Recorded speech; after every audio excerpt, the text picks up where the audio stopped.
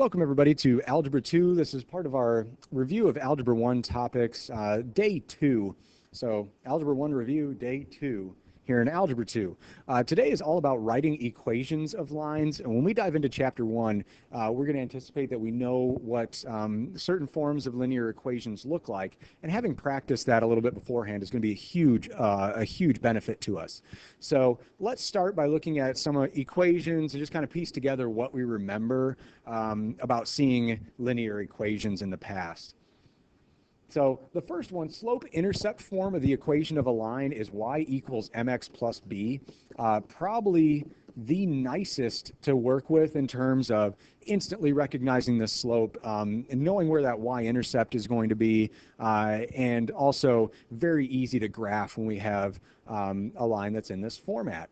Realize that m is the slope and b is the y-intercept when we have a slope-intercept equation of a line. And we kind of talked about that a little bit yesterday too.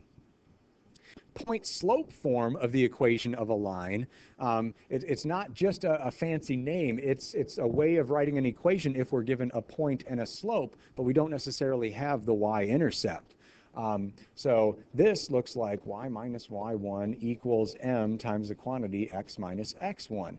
That's what that looks like. Again, we have m that is our slope, but I can use any point. It doesn't have to be the y-intercept, that is x1 comma y1. So that's kind of how the pieces fit into that equation. Okay, lastly, we may remember this from geometry, but we talked about it in Algebra 1 as well. Parallel lines have the same slope. Okay, and from geometry, we remember that just a crude drawing, two lines that are parallel will look like that. They will not intersect ever.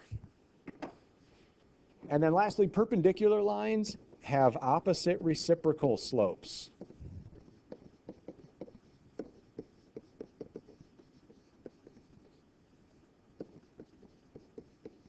Okay, and I may even put an example there.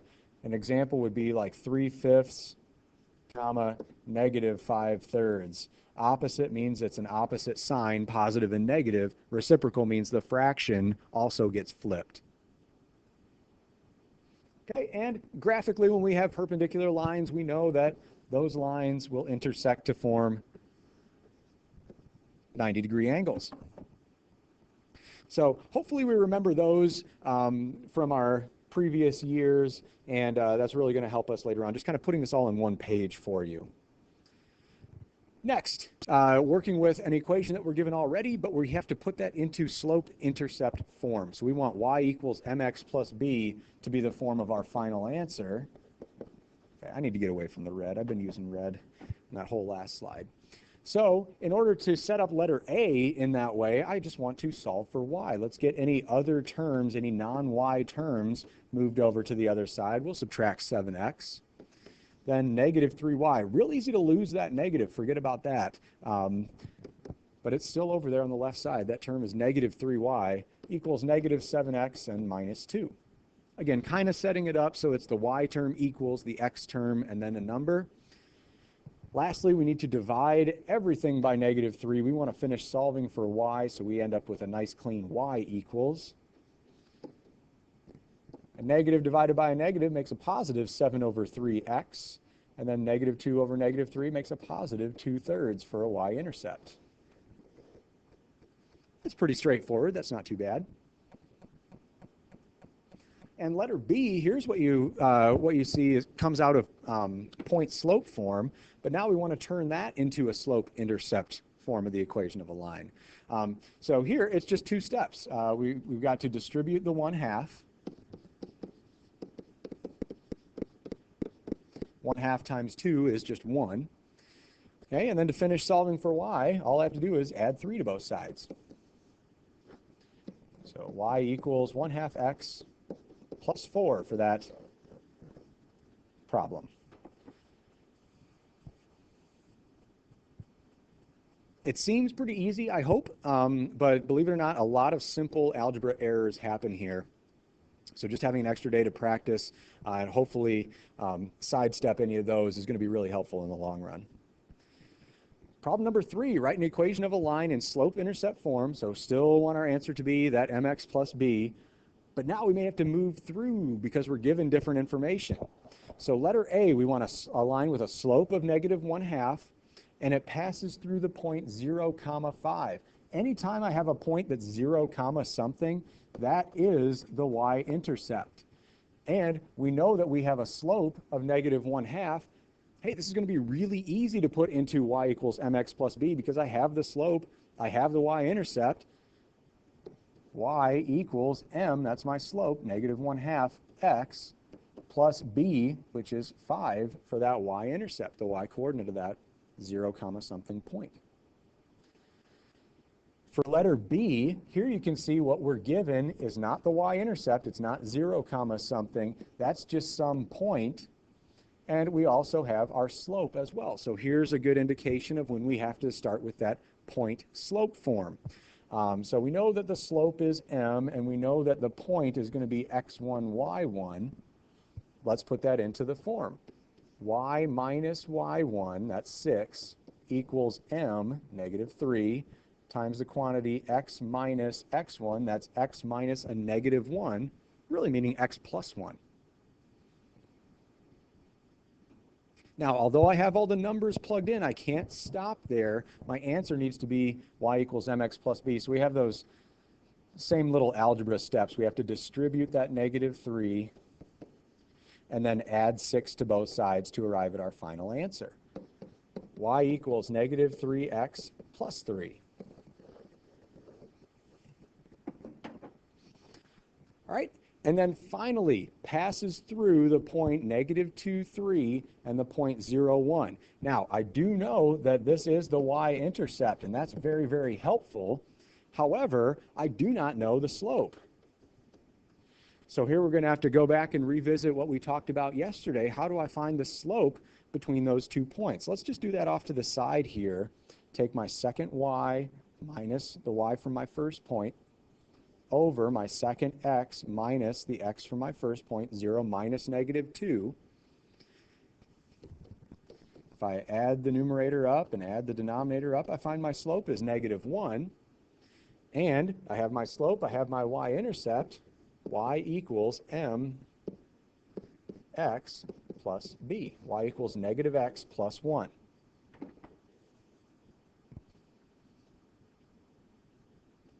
The work goes pretty quickly, and again, after going through a few examples, hopefully we can see how nicely all these equations work together to take seemingly very different information and still arrive at a very common equation for a line.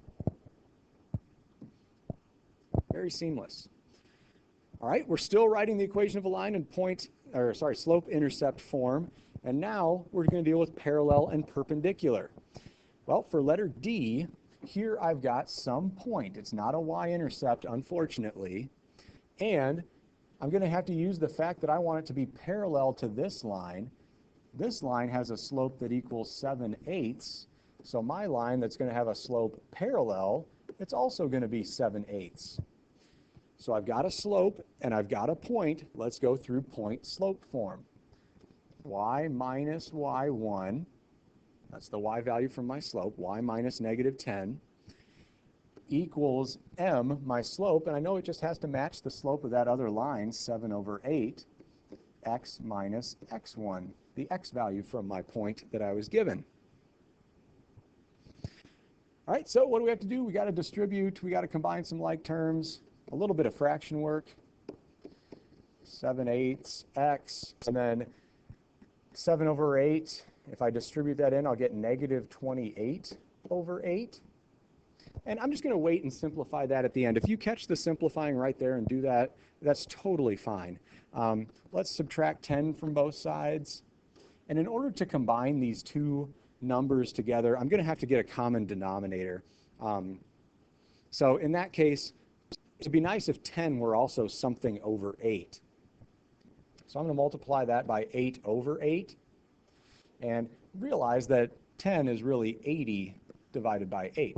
That way I can use something that still means 10, but it has that 8 in the denominator. It matches up with that negative 28 over 8 that I'm combining it with. Final answer, y equals 7 over 8x. And then I've got negative 108 over 8. Ooh, but I can simplify that. I can divide top and bottom by 2. I'll get negative 54 over 4. Oh, you know what? I can divide top and bottom by 2 again. I'll get negative 27 over 2.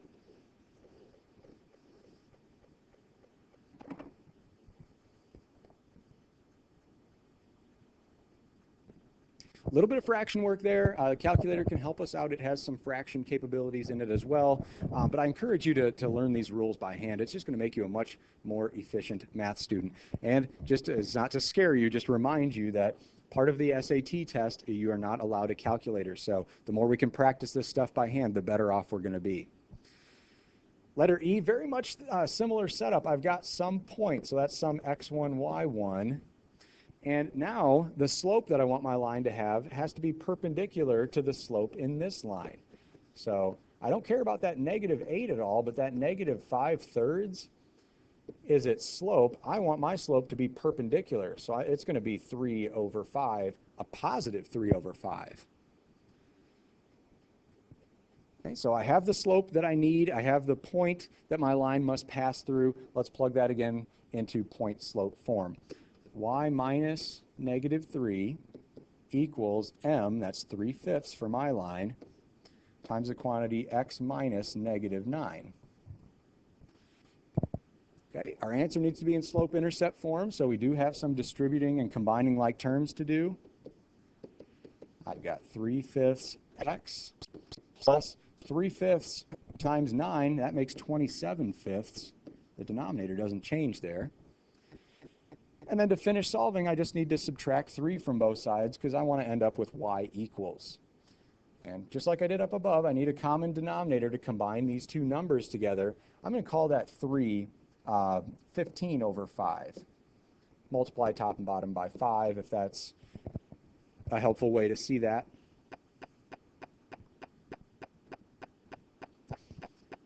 So here we go. Y equals 3/5 x. And then I have 27/5. I'm subtracting away 15/5. That leaves me with positive 12 over 5, 12/5 for my y-intercept. There we have the equation of that line. So really, we're working with the same things. It's just sometimes we're very lucky and we're given what we need right away. And sometimes we have to do a little bit of extra work to calculate or find those missing pieces. Like we have to find our slope. We have to find the y-intercept. And sometimes that's kind of tricky to do. And really, it's not incredibly difficult as long as we know what steps we need to carry out. It's more tedious than difficult, I would say. All right. Now, secondly, we go into solving equations. So we've done a lot of algebra to get everything into y equals mx plus b format. Now we're going to generally apply that to just solving an equation. So here you can see in letter A, I want to solve this for p. And the way we do that is we combine the like terms. We want to group the variable terms on one side of the equation and the constant terms, the ones that are just numbers, group those together on the other side. So what I'm going to do here, and there are a number of different ways you could approach this. I'm going to show you something that hopefully makes sense to you, and it might clean up this process quite a bit. I'm going to go through first what I expect you to try. And then I'm going to show you a way that maybe you'll see as easier in the long run. So I'm guessing that a lot of you will say, hey, there's a p on the left. That's what I'm solving for. I'm going to subtract this 3 over 2p as well to combine those like terms together. Okay, well, if I have 1p and I take away 3 over 2, well, 3/2 is 1.5. So I have negative 1/2 p on the left minus 3 over 2. All that remains on the right-hand side is negative 11 over 4.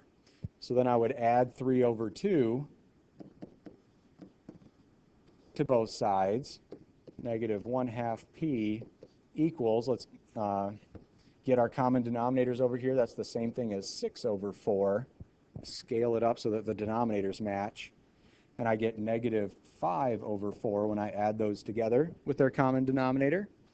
And then lastly, to cancel out negative 1 over 2, to divide away a fraction, I'm going to multiply by its reciprocal. Multiply both sides by negative 2 over 1. Not the opposite reciprocal, just the reciprocal. That will cancel out here, and I find that p equals positive 10 over 4, which is the same thing as 5 over 2 if I simplify my final answer.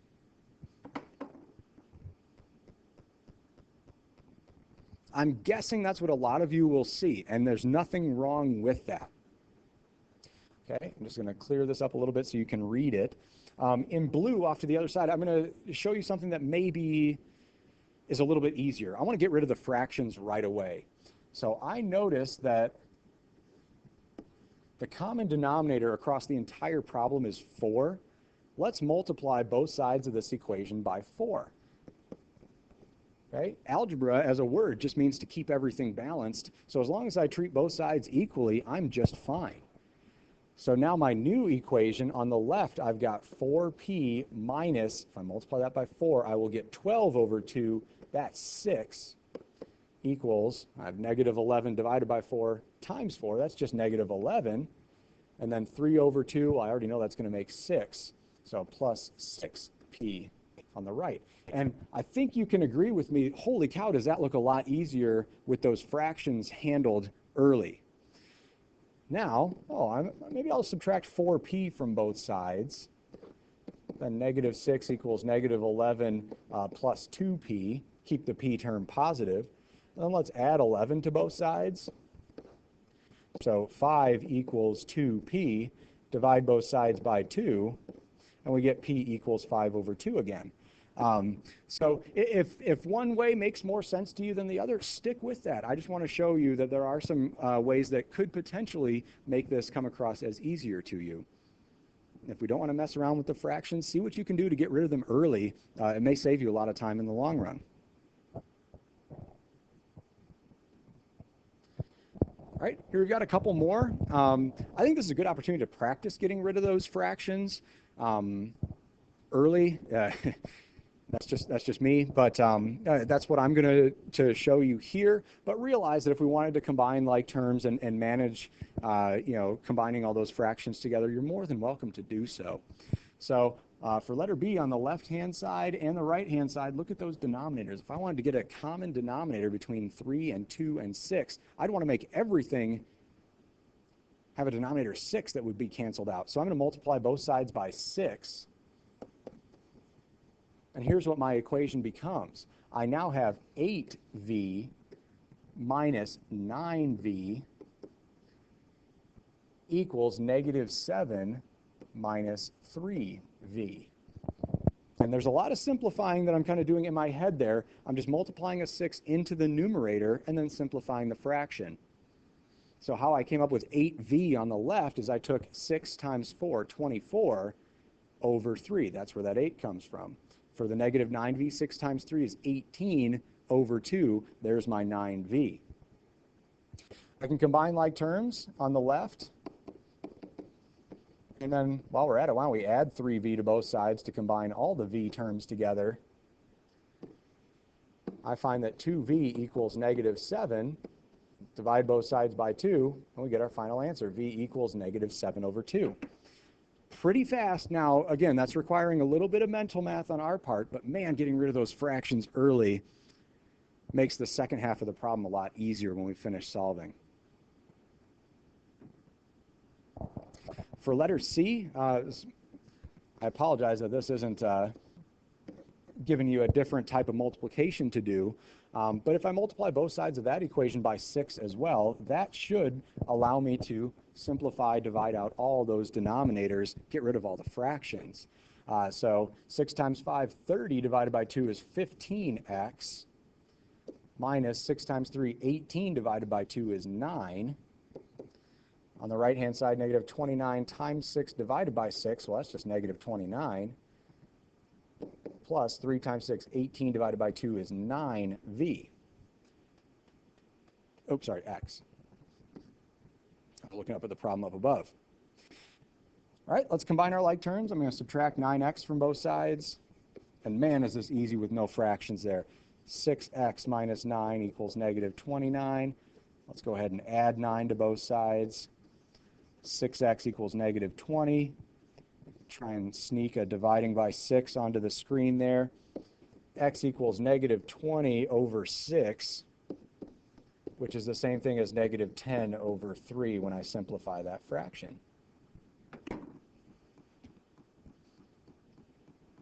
You'll come to learn that I despise decimals. I think that that's, I got to say this carefully. I think that that's kind of the coward's way out if we start seeing fractions and then just immediately start throwing everything into a calculator, changing it to a decimal. I think that the truly strong, successful math students will want to work with fractions instead, because then they're able to do it without using the calculator as a crutch.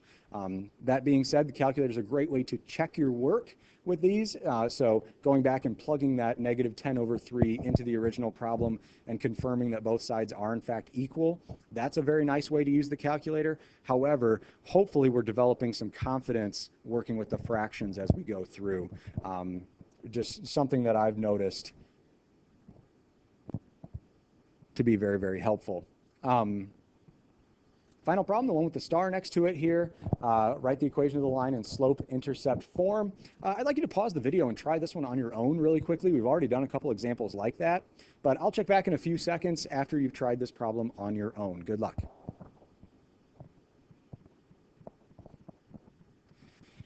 All right, hopefully you've had a chance to try this one on your own and you've got an answer there.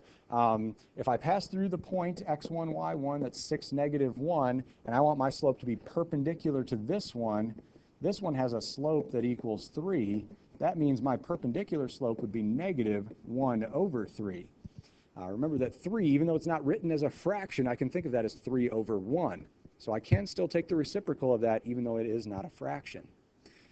All right, so set up, I've got a point and a slope, so I'm going to use point slope form. Y minus negative 1 equals my perpendicular slope times x minus x1, which is 6. Let's distribute our negative 1/3. Be careful there, a negative times a negative makes a positive. That's an easy place to make a mistake. And then lastly, we're going to subtract 1 from both sides. Y equals negative 1/3 x plus 1. Should be that final answer. All right, that does it for day 2 of our review of Algebra 1 work here as we kick off our Algebra 2 year. So I hope you learned something, and I hope this is all coming back to you very well, and I look forward to a successful school year as we get this all underway.